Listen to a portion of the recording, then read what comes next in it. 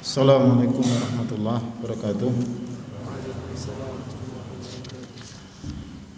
Innal hamdalillah nahmaduhu wa nasta'inuhu wa nastaghfiruh wa na'udzu billahi min shururi anfusina wa min sayyiati a'malina.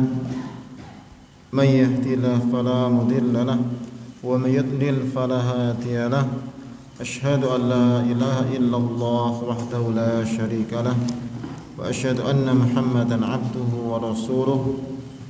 Ya ayyuhalladzina amanu taqullaha haqqa tuqatih wa la tamutunna illa wa antum muslimun. Ya ayyuhan nasu taqu rabbakumul ladzi khalaqakum min nafsin wahidah wa khalaqa minha zawjaha wa batha minhuma rijalan katsiran wa nisaa'a wattaqullaha alladzi tasaaluna bihi wal arham. Innallaha kana 'alaikum raqiba. Ya ayyuhalladzina amanu taqullaha qulu qawlan sadida yuslih lakum a'malakum wa yaghfir lakum dhunubakum wa may yuti'illaha wa rasulahu faqad faza fawzan 'azima. Amma ba'd, fa inna khairal kalami kalamullah khairul hadiyati Muhammadin sallallahu alaihi wasallam wa syarrul umuri muhdatsatuha wa kullu muhdatsatin bid'ah wa kullu bid'atin dhalalah wa kullu dhalalatin finnar. Alhamdulillah ikhwati fillah rahimakumullah wa a'azakumullah. Alhamdulillah kita panjatkan puji syukur kehadirat Allah Azza wa Jalla yang senantiasa mencurahkan nikmat-nikmatnya pada kita semua. Dan alhamdulillah kita juga masih diberikan taufik, dimudahkan untuk menjalankan tugas kita sebagai hamba Allah Subhanahu wa taala, menjalankan ibadah kepadanya, mentauhidkannya. Dan kita bersyukur pada Allah masih diberikan petunjuk, mengikuti petunjuk Rasulullah sallallahu alaihi wasallam, dan juga berupaya untuk menjalankan sunnah-sunnahnya dan menghidupkannya dalam kehidupan kita. Dan alhamdulillah juga pada malam ini insyaallah taala kita akan melanjutkan pelajaran dari kitab Sahih Al-Imam Muslim Ibnul Hajjaj Ibnu Muslim Al-Qushairi An-Nisaburi rahimahullahu taala. Yang kemarin kita sampai dari kitab Iman pada bab yang ke-10. Hadis yang terakhir insyaallah hadis yang ke-31.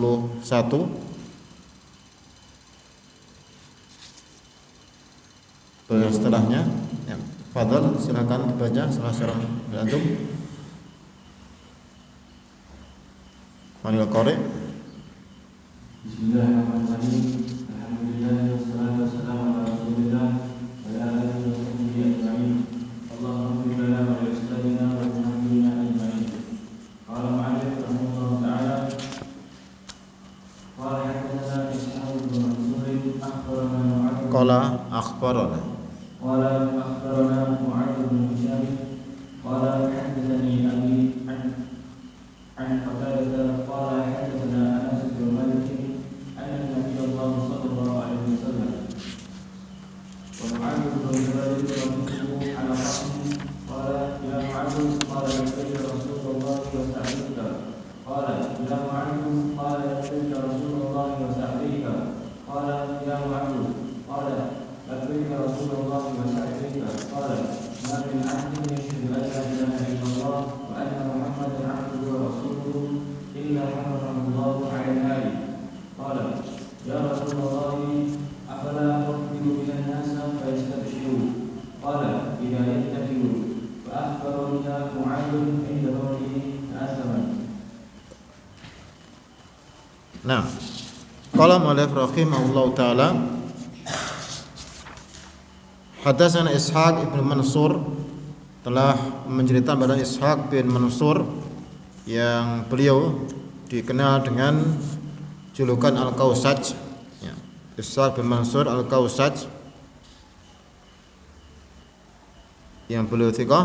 Qala akhbarana Mu'adz ibnu Hisham telah menceritakan pada kami Mu'ad atau menghafal pada Mu'ad bin Hisham bin Abi Abdillah Sanbar Ad-Dastawai.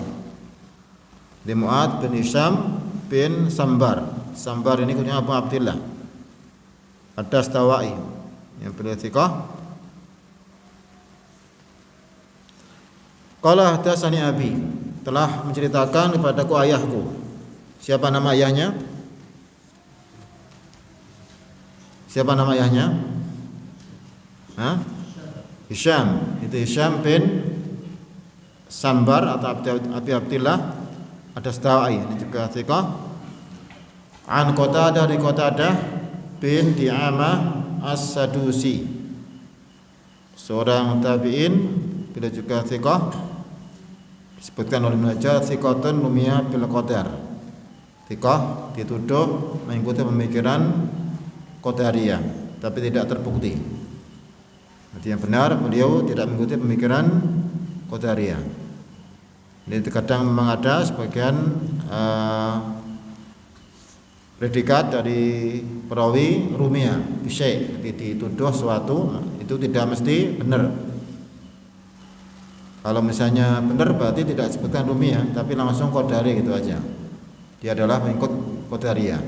Jadi ini rumiyah bil qadar, maksudnya dituduh mengikuti pemikiran Qadariyah, tapi tidak. Yang benar beliau mengikuti akidah Ahlussunnah wal Jamaah. Nah, hadis ini kita lihat antara penulis dengan Rasulullah ada berapa orang? 1, 2, 3, 4, 5. Jadi masuk khumasiyat dari Imam Muslim. Khumasiyat artinya jarak antara beliau dan Rasulullah adalah 5 orang. Dan yang paling tinggi dari Imam Muslim adalah rubaiyat, 4 orang antara beliau dengan Rasulullah sallallahu alaihi wasallam. Kalau Imam Bukhari sulasiyat, jarak antara beliau dan Rasulullah ada 3 orang. Imam Muslim yang paling tinggi adalah 4 orang. Kalau di sini 5 orang. An Nabi Allah SAW, bahwasanya, jadi Anas bin Malik cerita, dan Anas bin Malik seorang sahabat yang mulia, khadim Rasulullah SAW, pelayan Rasulullah SAW, yang menjadi pelayan Rasulullah selama beliau datang pertama kali ke Madinah sampai beliau wafat. Di 10 tahun, tidak kurang tidak lebih. Karena para ulama menyebutkan kedatangan Rasulullah dengan meninggalnya sama artinya. Dan beliau dikenal selalu mengikuti Rasulullah kemanapun beliau pergi, anak khadimnya, pelayannya. Dan diantara manfaat yang beliau dapatkan adalah paling banyak mendapatkan hadis Rasulullah SAW, karena dimanapun selalu mengikuti. Anna Nabi Allah SAW Mu'adz bin Jabalin radifuhu ala rahli, bahwasanya Nabiullah SAW dan Mu'adz bin Jabal, seorang sahabat yang mulia yang merupakan salah satu dari fuqaha sahabat, ulama sahabat, dibonceng oleh Rasulullah di atas kendaraan. Dan disebutkan rahal di sini kendaraan adalah keledai. Ya, adalah keledai. Dan ini juga menunjukkan bolehnya menaiki kendaraan keledai. Jadi di sini disebutkan oleh para ulama, karena Mu'adz kana fitil halah radifahu sallallahu alaihi wasallam. Waktu Rasulullah membonceng Mu'adz di atas keledai. Meskipun rahal ini kalau asalnya ini biasanya dipakai untuk pelana yang ada di atas unta, tapi terkadang dipakai juga untuk selain unta, itu pada keledai. Karena kebetulan di sini Rasulullah membonceng Mu'adz bukan di atas unta, tapi di atas keledai. Pernah lihat keledai? Pernah lihat keledai belum? Himar keledai belum pernah sama sekali. Gak pernah kebun binatang. Ya. Keledai ini sama kuda besar mana? Besar kuda. Lebih kecil daripada kuda. Ya. Makanya keledai ini sebetulnya tidak begitu kuat menanggung beban. Tapi Rasulullah ketika menaiki mestinya karena dia kuat, jadi keledai yang kuat. Ya. Asalnya keledai kan kecil. Tapi keledai ini memiliki kelebihan sangat penyabar. Kelebihannya apa? Sangat penyabar. Kalau kuda gimana?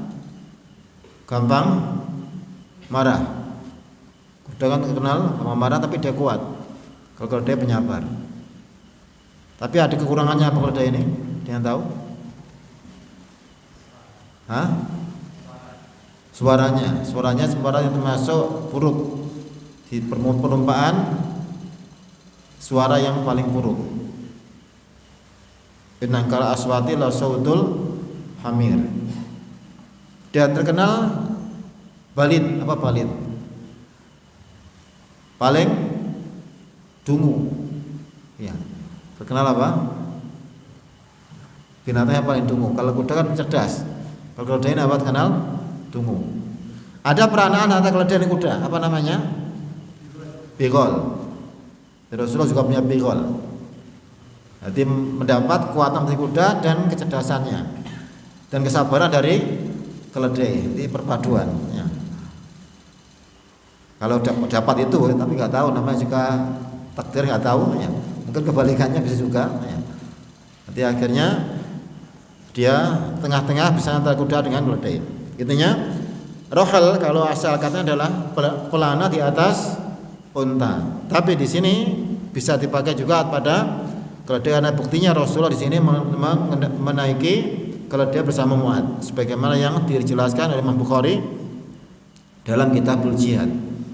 Hadis Imam Bukhari Kitabul Jihad disebutkan di situ sedang mengendarai keledai.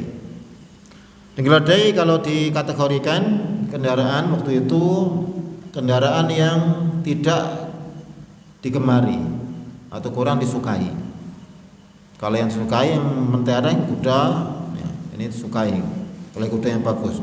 Kalau keledai ini jarang yang menggunakan karena tidak mentereng dan dia makanya ini menunjukkan tentang tawadhu Rasulullah Sallallahu Alaihi Wasallam. Menaiki keledai bahkan bukan menaiki sendiri juga membonceng orang lain.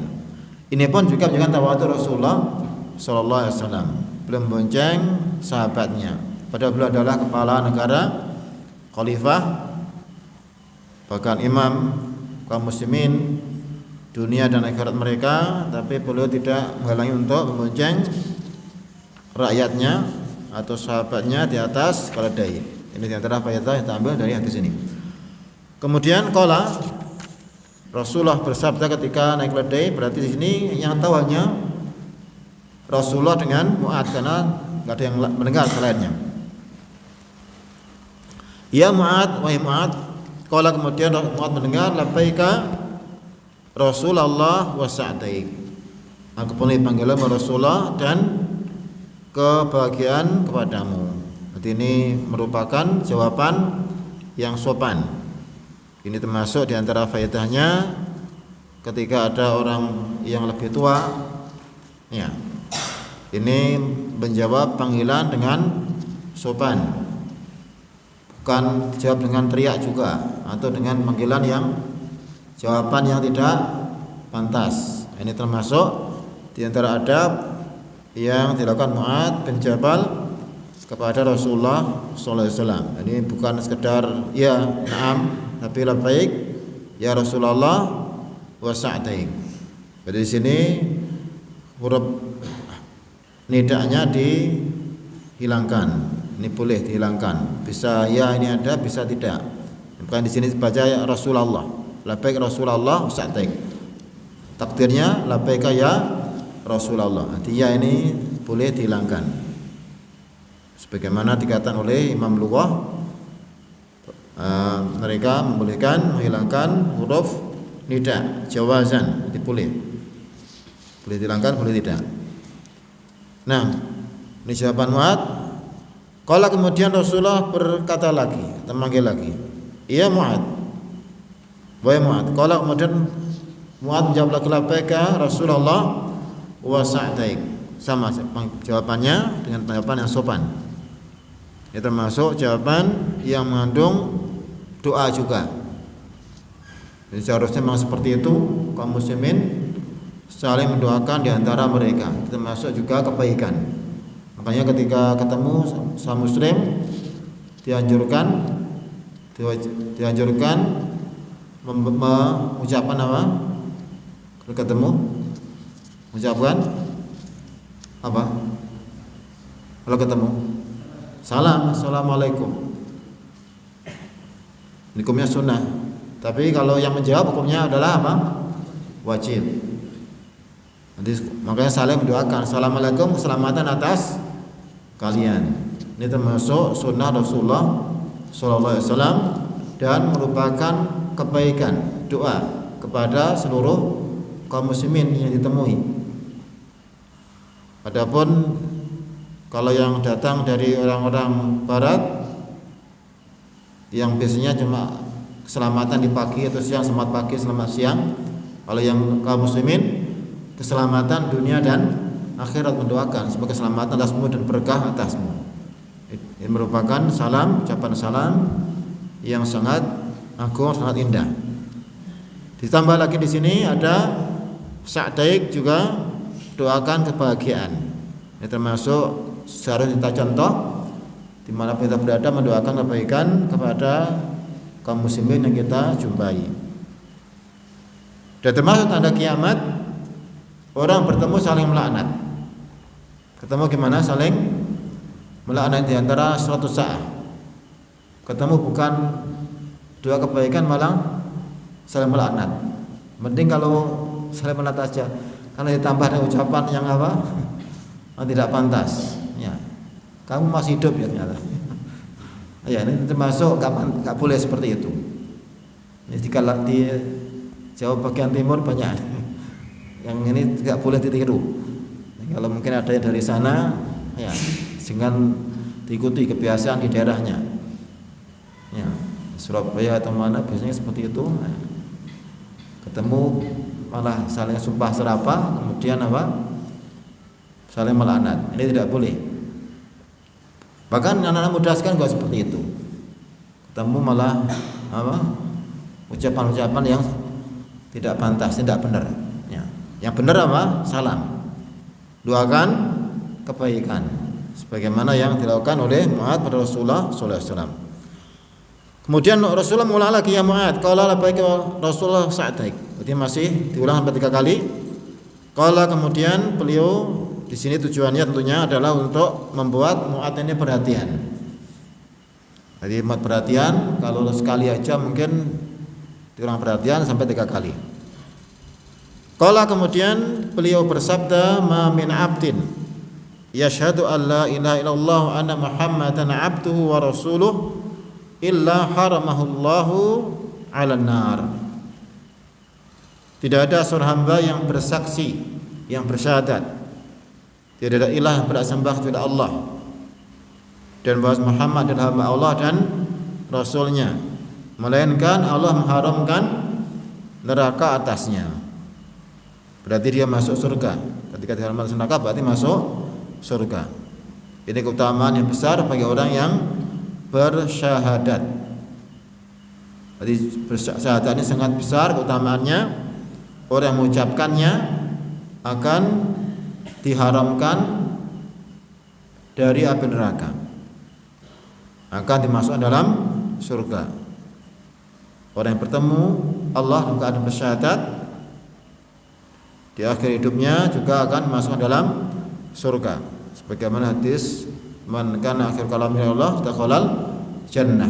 Orang yang akhir hidupnya mengucap la ilaha illallah akan masuk surga. Qala kemudian Mu'ad berkata, ya Rasulullah, afala ukhbiru bihan nasa fayastabshiru. Wahai Rasulullah, tidakkah aku memberitahukan kepada orang-orang agar mereka merasa gembira dengan hal ini, Kalau mereka tahu ucapan syahadat masuk surga, senang sekali mereka. Kenapa aku tidak mengkabarkan pada mereka? Kalau maka Rasulullah bersabda idzan yattakilu. Kalau begitu mereka akan menggantungkan dengan ucapan la ilaha illallah ini, ucapan syahadat ini, sehingga mereka tidak mau beramal. Jadi yang dikhawatirkan Rasulullah, orang-orang salah paham, akhirnya cuma mengandalkan syahadat saja, tidak mau beramal. Ini yang dikhawatirkan, makanya sengaja tidak boleh disampaikan untuk menepis madarat, meskipun ini maslahat sebetulnya. Tapi ketika dikhawatir madarat, maka didahulukan menepis madarat daripada mendatangkan maslahat. Kaidah yang masyhur, jalbul darul mafasid muqaddam ala jalbil masalih. Menepis madarat didahulukan di atas mendatangkan maslahat. Maslahat jelas akan bergembira, akan mereka lebih berbahagia, lebih senang. Itu maslahatnya. Tapi madaratnya bisa saja mereka salah paham, akhirnya mereka menggantungkan pada syahadat, tidak mau beramal soleh. Ini dikatakan Rasulullah sallallahu alaihi wasallam. Fa akhbara biya Mu'adun inda mauti ta'assuman. Tapi ternyata Mu'ad juga akhirnya memberitahukan hadis ini pada orang lain. Ta'assuman, khawatir dosa. Dosa apa? Dikhawatirkan dosa menyembunyikan ilmu, kitmanul ilm. Man kata ilman al-jama'ullah bil jami' min nar. Orang yang menyembunyikan ilmu, Allah akan menali dia dengan kekang dari api neraka. Ada juga ancamannya. Kalau tahu ilmu tidak mau menyampaikan. Yang Mu'ad ini menggabungkan antara larangan Rasulullah dengan menghindari dari menyembunyikan ilmu. Bagaimana cara menggabungkan?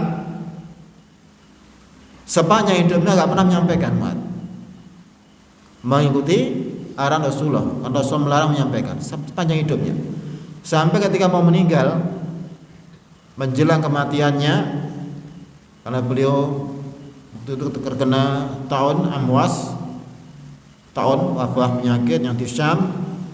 Ketika merasa hendak meninggal, beliau kemudian menyampaikan hadis ini pada yang hadir. Akhirnya kita tahu hadis ini. Kalau beliau nggak menyampaikan sampai meninggal, ya berarti kita nggak tahu. Kita tahu berarti Mu'ad menyampaikan pada orang lain, orang lain meriwayatkan sampai kita mendapatkan hadis ini. Nah, jadi beliau menyampaikan ini di saat menjelang kematiannya, supaya tidak terkena dosa menyembunyikan ilmu. Ini termasuk fikih yang agung dari sahabat yang mulia Mu'ad bin Jabal radhiyallahu anhu, yang beliau min fuqaha sahabah, di antara pemuka ulama sahabat, yang disebutkan di antara keutamaannya bahwa beliau akan dibangkitkan pada hari kiamat di depan para ulama. Di antara keutamaan Mu'ad bin Jabal yang disebutkan Rasulullah sallallahu alaihi wasallam. Dan beliau juga merupakan dai Rasulullah yang pernah beliau utus ke Yaman. Yang dai ini tidak sembarangan, beliau tidak mengutus dai sembarangan, mesti orang yang paling berilmu. Meskipun cuma satu orang, tapi yang pilihan karena menyampaikan agama Rasulullah sallallahu alaihi wasallam, agama Allah Subhanahu wa taala, dan juga merupakan dalil bahwa khabar ahad taqumu bi hujjah. Bahwa khabar ahad ini adalah hujjah di dalam masalah akidah dan hukum, masalah ilmu dan amalan. Menyelisih dari mazhab Mu'tazilah dan yang lainnya yang mengatakan bahwa khabar ahad tidak dipakai dalam akidah. Padahal Mu'ad menyampaikan masalah akidah ketika diutus Rasulullah ke Yaman, beliau sendirian. Tidak rombongan, bareng-bareng seperti jamaah dakwah yang ada zaman ini. Senengannya kalau dakwah bareng-bareng, tapi semuanya nggak paham agama. Ini termasuk tidak boleh. Kalau bareng-bareng nggak masalah, tapi kalau semua paham, bareng-bareng semua pada nggak paham semua, nggak ada manfaatnya. Berarti satu tapi berilmu, ini yang bermanfaat. Makanya insyaallah yang hadir di sini calon-calon dai semua ini insyaallah masih muda-muda, calon generasi penerus ya. Insyaallah akan bisa menyampaikan agama pada kaum muslimin, dan ini hari-hari ini sangat kita butuhkan orang-orang yang menyampaikan agama yang benar, akidah yang benar pada kaum muslimin, karena fitnah hari ini semakin besar, semakin banyak orang-orang Islam Muslim tapi nggak paham agamanya, tidak paham akidahnya, banyak sekali orang Islam tapi justru berkaitan dengan orang kafir, bahkan munduk-munduk, bahkan merendahkan diri di hadapan orang kafir. Ini menunjukkan bahwa dia itu nggak punya akidah. Orang Islam itu wajib mencintai kaum muslimin dan membenci orang kafir. Wala pada siapa? Orang beriman, wala pada orang kafir. Bukan kebalikannya. Kepada sama kaum muslimin malah musuhi. Kepada orang kafir sangat tunduk. Ini musibah. Ini penting sekali sekarang untuk mengajarkan akidah kepada kaum muslimin. Kita melihat mata kepala sendiri betapa kita sekarang ini sangat asing. Ya. Sampai orang kafir, bahkan bukan orang kafir, kepalanya orang kafir datang disambut, kemudian cium tangan dan sebagainya. Ini jelas bukan musibah yang besar. Ya. Di sisi lain mereka membenci dan memusuhi saudaranya sama Islam. Ini musibah. Ya. Dan ini merupakan hal yang wajib kita prihatin dan kita berusaha untuk menyampaikan akidah yang benar. Ya. Ini termasuk tugas dari siapapun yang mengetahui sesuai kemampuan menyampaikan akidah yang benar yang sesuai pada kaum muslimin. Kemudian di dalam sebagian riwayat kita lanjutkan penjelasannya bahwa Imam Bukhari menambah hadis ini, ada tambahan ya Allah sidqan min qalbihi. Orang yang bersaksi tidak ada sembahan yang bersembah kecuali Allah dengan jujur dari hatinya. Ini yang disebutkan oleh Imam Qurtubi dalam syarahnya. Imam Bukhari menambah dalam riwayat ini sidqan min qalbihi. Yang ini menunjukkan bahwa mengucapkan kalimat ilallah bukan sekedar ucapan saja, tapi dengan keyakinan, dengan betul-betul jujur dari hatinya, yakin tentang kebenaran kalimat tersebut, bukan hanya sekedar mengucapkan, sering mengucapkan tapi nggak paham isinya, sehingga kemudian perbuatannya pun juga tidak mencerminkan apa yang dia ucapkan. Sering mengucapkan la ilaha illallah tapi suka menyembah pada selain Allah. Ini berarti kan ucapannya la ilaha illallah itu tidak difahami dan tidak mengamalkan konsekuensinya. Nah, di sini jelas menunjukkan tentang keutamaan orang mengucapkan syahadat yang dalam riwayat Imam Bukhari ada tambahan sidqan min qalbi, yaitu dengan jujur dari hatinya, tidak dengan kedustaan seperti orang munafik yang mereka mengucapkan la ilaha illallah tapi hanya dengan lisannya, hati mereka mengingkari, bahkan mereka menyembunyikan kekufuran. Nah, khani wa khati rahimakumullah. Jadi ini yang tentang hadis ini, dan insyaallah kemarin juga kita telah membaca sebagian jalan dari hadis ini, dan ini adalah jalan yang lain yang dibawakan oleh muallif rahimahullahu taala.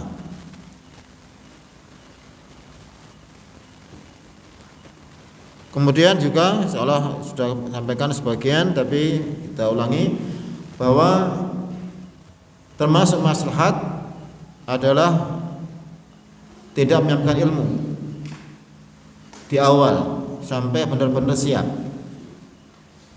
Jadi ilmu itu ada marhalahnya, ada fase-fasenya. Kalau mungkin sudah paham nggak masalah, sampaikan yang seperti ini. Tapi kalau belum paham, masih belum begitu paham, maka tentunya jangan sampaikan langsung supaya tidak salah paham, kemudian mereka tidak mau beramal. Tapi kalau sudah siap, maka boleh sampaikan sebagaimana yang merupakan manhaj para ulama, yaitu mereka melihat pada audien atau yang hadir mana yang lebih dibutuhkan, adapun yang mungkin belum segera dibutuhkan bisa ditangguhkan. Tapi yang perkara-perkara yang mendesak ini segera disampaikan. Nah, dan bahkan ada hadis yang disembunyikan Abu Hurairah, sebutkan ada satu karung yang perlu dia menyampaikan karena khawatir menimbulkan fitnah. Dan ini memang seperti itu, semua segala ada marhalahnya, ada fasenya. Tadarruj berurutan, sebagaimana ketika ilmu juga yang dari yang mudah pada yang lebih sulit di atasnya terus ya, tidak langsung diberikan yang sulit, nanti tidak baik. Nah, ini juga diantara dalil tadarruj fil ilmi. Nah, kita selesai dari hadis ini. Silakan dibaca hadis yang berikutnya.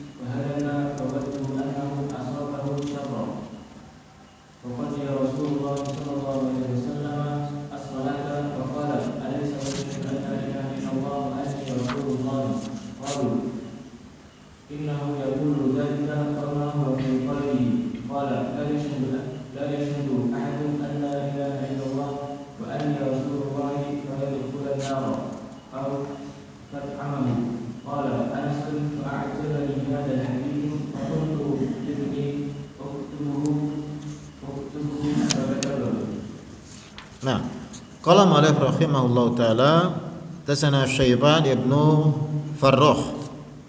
Syaiban ibnu Farrukh Al-Habati maulahum Abu Muhammad Al-Ubulli, yang beliau kata Ibn Hajar dalam takrib sadukun yahim warumya bil qadar. Nah, kemudian qala hadatsana Sulaiman yakni Ibnul Mughirah. Ya, Sulaiman yakni Mughirah yang menulisnya adalah perawi darinya Sulaiman bin Mughirah Al-Qaisi maulahum Abu Sa'id Al-Basi yang beliau thiqah. Qala, beliau berkata hadatsana Tsabit. Tsabit adalah Tsabit bin Aslam Al-Bunani Abu Muhammad Al-Basri thiqatun abid. Maka disebutkan beliau oleh para ulama adalah asbatun nas fi Anas, orang yang paling kuat hadisnya pada Anas. Jadi dia perawi yang paling kuat hadisnya dari Anas bin Malik radhiyallahu anhu. Tsabit bin Aslam Al-Bunani, seorang tabi'in yang mulia. Asbatun nas fi Anas. An Anas bin Malik An-Najjar, dari Anas bin Malik An-Najjar Al-Ansari, beliau adalah khadim Rasulullah sallallahu alaihi wasallam, kita sebutkan beliau. Qala, beliau berkata, hadatsani Mahmud ibnu Ar-Rabi'. Mahmud bin Rabi' adalah Mahmud bin Rabi' bin Suraqah Al-Ansari Al-Khazraji, dari Khazraj. Abu Nuaim, Abu Muhammad Al-Madani. Kunyah ada dua, Abu Nuaim dan Abu Muhammad Al-Madani. Yang beliau adalah menantu dari Ubadah bin Samit radhiyallahu anhu. Nah, dan beliau termasuk min sigari sahabat, termasuk sahabat saghir atau sahabat junior yang kecil. Ketika Rasulullah meninggal, beliau masih kecil. Di antara hadis beliau yang masyhur adalah aqatu majatan maja Rasulullah sallallahu alaihi wasallam fi wajhi. Aku sempat hafal semburan yang semburan Rasulullah di wajahku. Dia itu masih kecil, beliau sekitar mungkin 15 berapa usianya. Ya. Ini kan beliau termasuk orang yang pernah didoakan Rasulullah disemburkan air Rasulullah, ini memberkahi beliau, karena apa yang Rasulullah semua berkah dan boleh tabaruk dengan semua yang datang Rasulullah, dari bekas minumnya, bekas makannya, dari keringatnya, bahkan dari ludahnya, dari dahanya. Para sahabat tabaruk dengan diri Rasulullah sallallahu alaihi wasallam, termasuk yang mendapatkan berkah disemburi dengan semburan air Rasulullah adalah ini Mahmud bin Rabi' Al-Ansari, yang beliau sempat hafal pernah sembur Rasulullah sallallahu alaihi wasallam. An Itban bin Malik, dari Itban bin Malik. Kita lihat ada 3 sahabat yang meriwayatkan, saling meriwayatkan. Anas dari Mahmud bin Rabi' dari Itban, termasuk jarang ya. Sini ada 3 sahabat saling meriwayatkan satu dengan yang lain. Itban bin Malik Ibnu Amr Al-Khazraji As-Salimi Al-Badri. Dia juga seorang Ansar dari Khazraj juga. Seorang sahabat yang mulia yang juga disebutkan oleh Ibnu Sa'ad dalam Tabaqat Al-Kubra. Beliau sempat dipersaudarakan dengan Umar bin Khattab radhiyallahu anhu. Jadi saudara Umar se-Islam. Karena ketika Rasulullah datang ke Madinah, beliau mempersaudarakan antara kaum Muhajirin dan kaum Ansar. Persaudaraan yang luar biasa, yang paling indah sepanjang sejarah. Tidak ada persaudaraan lebih indah dari persaudaraan kaum Muhajirin dan Ansar, melebihi persaudaraan dari nasab. Ini masyhur kisah-kisah persaudaraan antara kaum Muhajirin dan Ansar antara mereka. Ya, melebihi nasab, bahkan nasab aja nggak sampai seperti itu. Ya, sampai ada yang menyerahkan hartanya semuanya pada saudaranya untuk diambil atau diambil separuhnya karena kecintaan pada saudaranya. Ini masyhur. Juga tentang keutamaan dari Ansar, dan kita lihat bahwa yang bersaudarakan dengan Umar bin Khattab adalah ini Itban bin Malik. Berarti ini juga keutamaan dari Itban yang beliau adalah saudara Umar se-Islam, dipersaudarakan Rasulullah sallallahu alaihi wasallam. Umar bin Khattab masyhur Abdul Faruq Al-Faruq Abu Hafs ya, yang merupakan khalifah yang kedua setelah Rasulullah sallallahu alaihi wasallam. Nah, kemudian qala ya, qadimtul Madinah, dia cerita, kata Itban, aku datang ke Madinah karena dia tinggalnya di luar kota Madinah. Fa laqitu Itban, yang berkata siapa? Bukan Itban ya, Muhammad bin Rabi' ya. Aku datang ke Madinah, fa laqitu Itban, aku ketemu dengan Itban bin Malik. Faqultu, saya katakan, hadisun balaghani anka, hadis yang sampai kepadaku darimu. Asabani fi basari ba'du syai', Ya. Jadi ini kelihatan ada yang sedikit putus bahwa ini Mahmud bin Rabi minta hadis yang sampai dari Itban. Maksudnya beliau mendengar hadis dari Itban ya, yang tidak langsung didengar. Jadi di sini berusaha mendengar langsung dari Itban. Ini Mahmud ini. Berarti ini berusaha untuk meninggikan dari sanadnya. Nah, dari Itban bin Malik langsung dari yang mendengar atau yang merupakan sahibul kisah, ya. Sahibul kisah yang memiliki kisah yang kemudian dia langsung menceritakan pada Mahmud bin Rabi.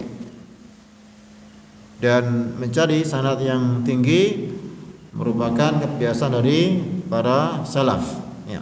Jadi mereka ketika mendengar hadis, ketika guru-gurunya masih hidup, berusaha untuk mencari.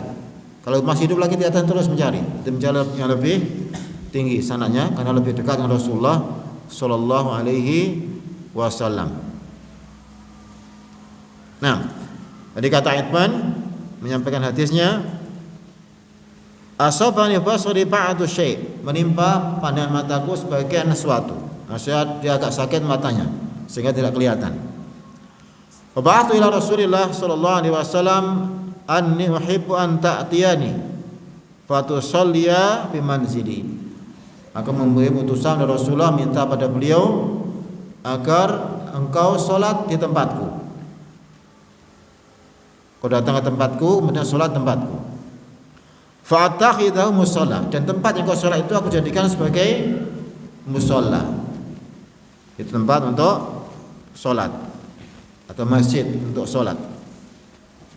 Karena beliau kesulitan untuk datang kepada Rasulullah SAW karena tempatnya jauh, ya, keberatan untuk datang, akhirnya ingin mendirikan masjid yang ada di dekat tempatnya atau di rumahnya, yang beliau kemudian ingin Rasulullah sholat di situ, kemudian saya jadikan tempat untuk sholat karena beliau merasa berat untuk datang ke masjid Rasulullah Sallallahu Alaihi Wasallam.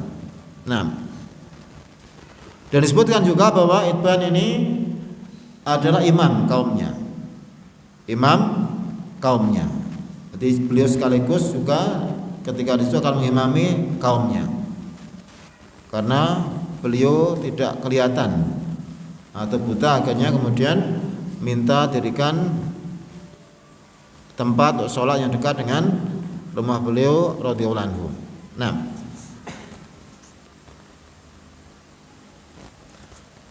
qala kemudian kata Itban, fa atan Nabi sallallahu alaihi wasallam man sya'allahu min ashabi. Rasul datang dengan yang Allah kehendaki dari sahabatnya dan beberapa orang dari sahabatnya. Fa taqala huwa yusalli fi manzili. Maka beliau masuk ke rumah kemudian salat di dalam rumahku. Wa ashabu yatahaddatsuna bainahum. Dengan para sahabat berbincang-bincang di antara mereka, ketika salat sama Rasulullah. Sumasnatu Utsman dzalik wa kubra ila Malik bin Dukhshum. Ya. Kemudian mereka menyandarkan, di asnatu artinya menyandarkan,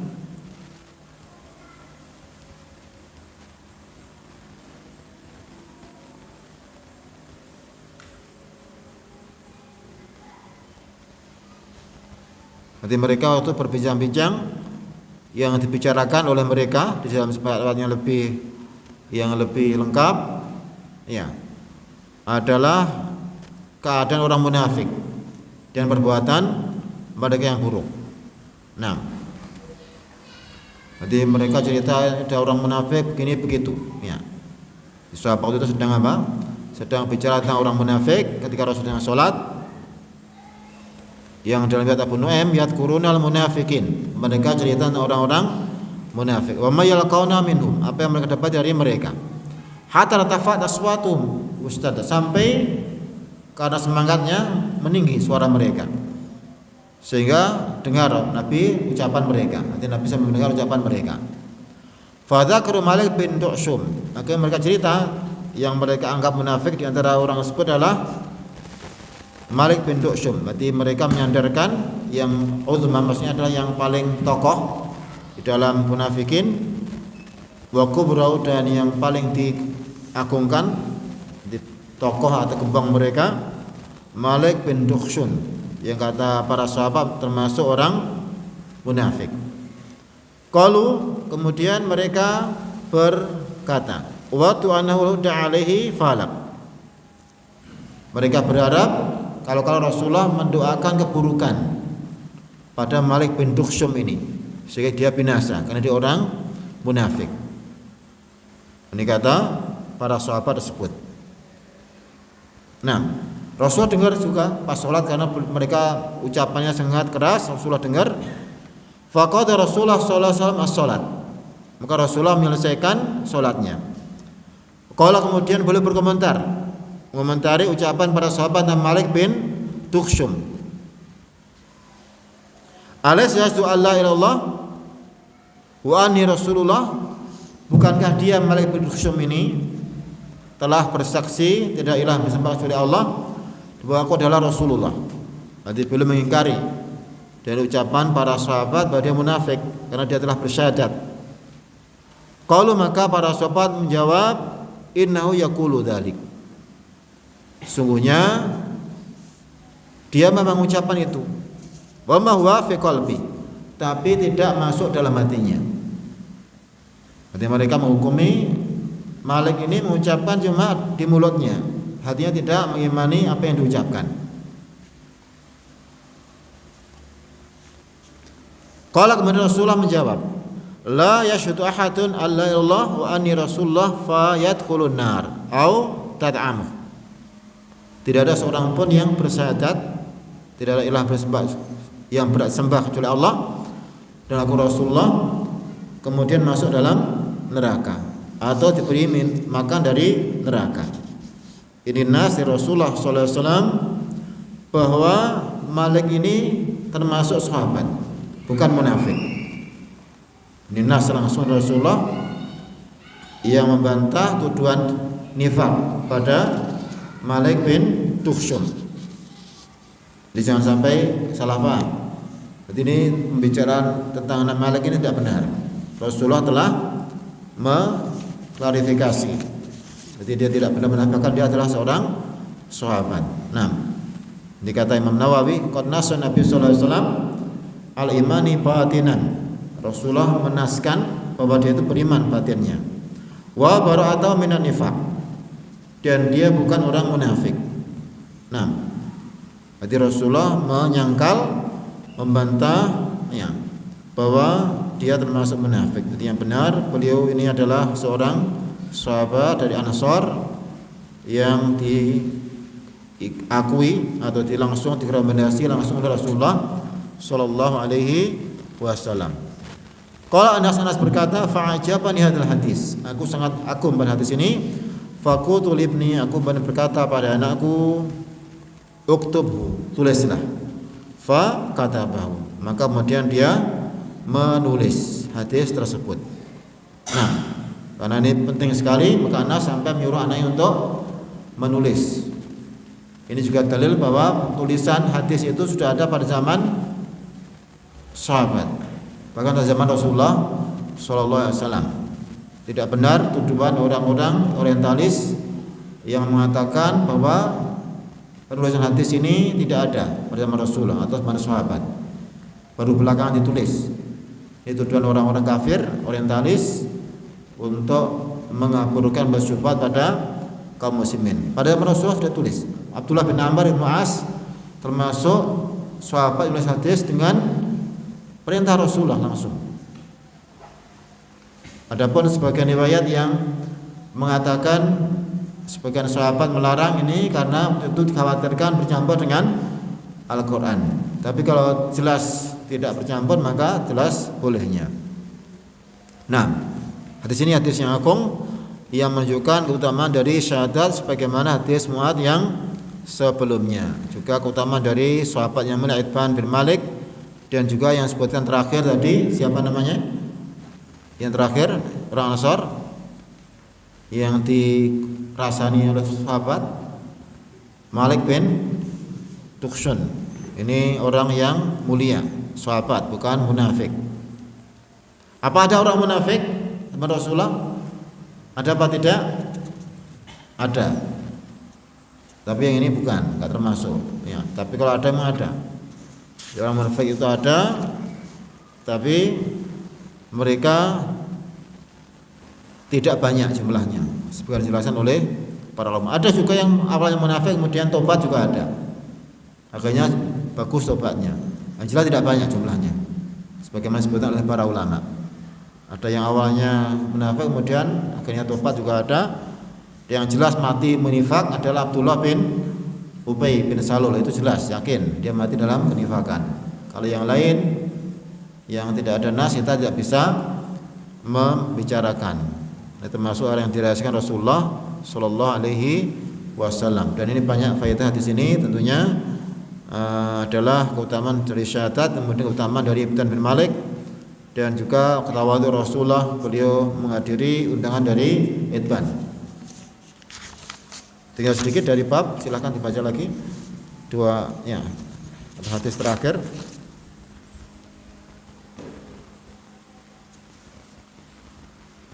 Betul.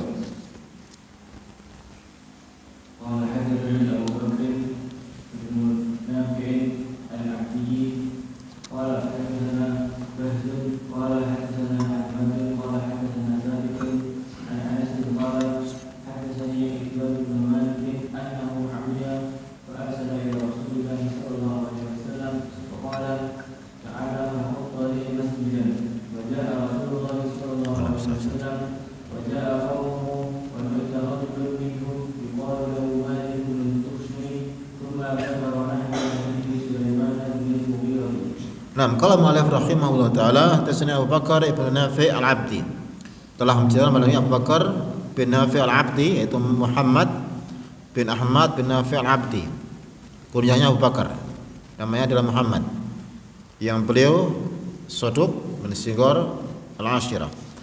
Qala haddatsana Bahas yaitu Bahas bin Asad al-Ammi, Bahas bin Asad al-Ammi,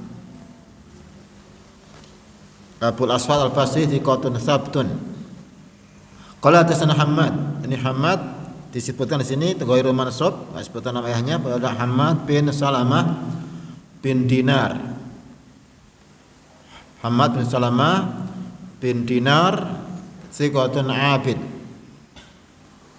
Yang selevel beliau ada Hammad bin Zaid bin Dirham. Kalau sini Dinar, yang satunya Dirham. Ya. Yang beliau termasuk imam yang masyhur, imam ahli sunnah, asbatun nas fi Sabit. Qala hadatsana Sabit. Di sini berkata dari gurunya itu Sabit bin Aslam al-Bunani, asbatun nas fi Anas. Anas dari Anas bin Malik radhiyallahu anhu qala, beliau berkata hadatsana Itban bin Malik. Telah menceritakan pada Itban bin Malik di sini tanpa perantara. Kalau tadi kan dari Mahmud bin Rabi, di sini Anas langsung dari Itban. Berarti beliau dua jalan. Pernah ada perantara, pernah langsung. Anahu amiyun, bahwa beliau pernah buta. Farsala Rasulullah sallallahu alaihi wasallam, maka mengirim utusan Rasulullah sallallahu alaihi wasallam. Faqala, kemudian beliau berkata, ta'ala fakhutta li masjidan, kemarilah ke tempatku, buatkan kepadaku tanda untuk masjid.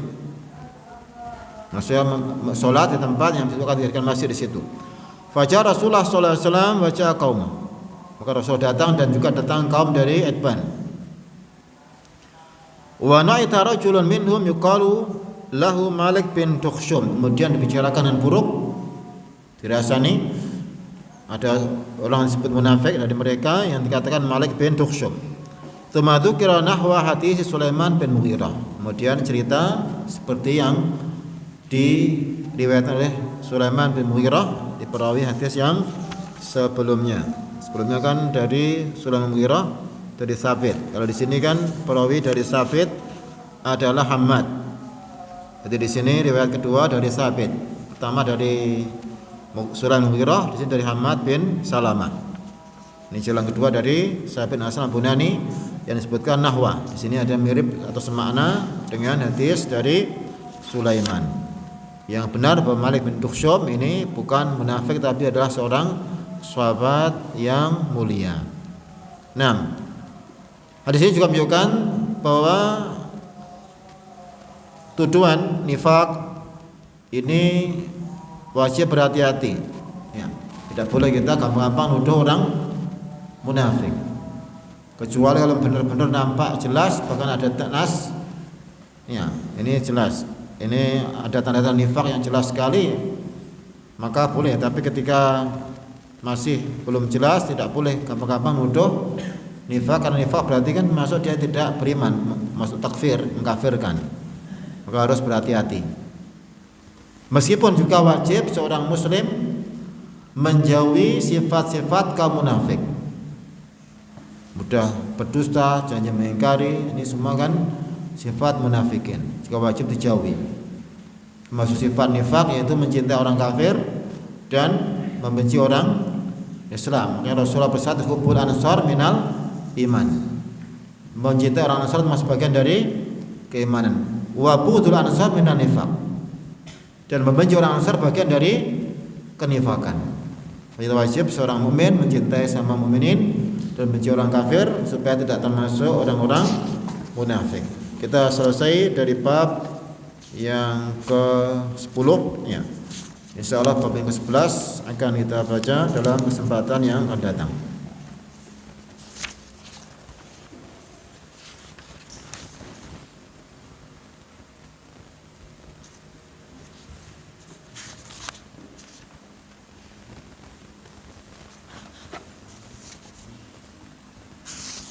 Nah, semoga Allah senantiasa memberikan kepada kita ilmu bermanfaat dan meneguhkan keimanan kita dan juga menjauhkan kita dari fitnah yang nampak dan tidak nampak.